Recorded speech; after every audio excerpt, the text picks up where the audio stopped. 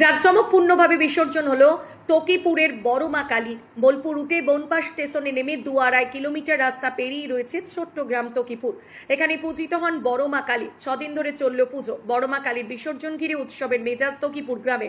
সকাল 8টায় মন্দির প্রাঙ্গণ থেকে বের করে আনা হয়েছিল বড় মা কালীকে।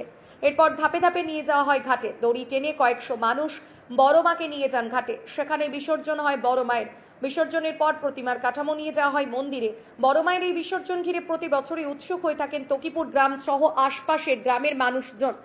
রাজা বিজয় চাঁদ মহতাব শুরু করেছিলেন এই পুজো।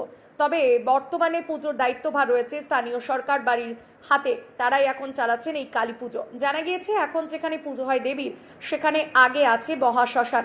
ডাকাতরা পুজো করত দেবীর। বহুদিন অবহেলিত হয়ে পড়েছিল দেবীর মূর্তি। এরপর স্বপ্নাদেশ পান তৎকালীন রাজা বিজয় চাঁদ মহতাব।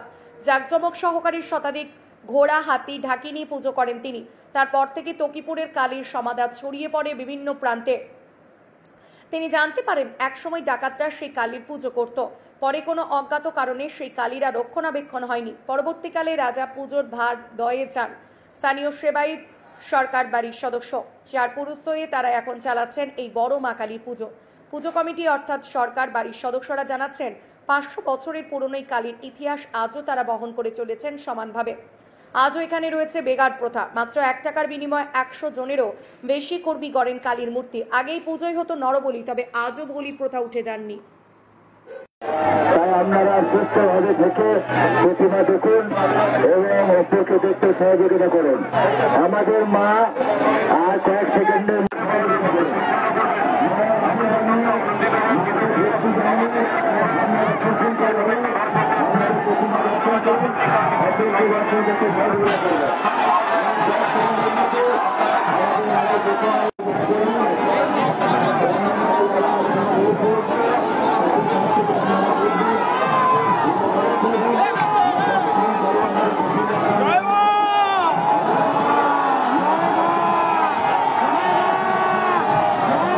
সব ভোগান্তির খবর, সব অপরাধীর খবর, সব দুর্নীতির খবর।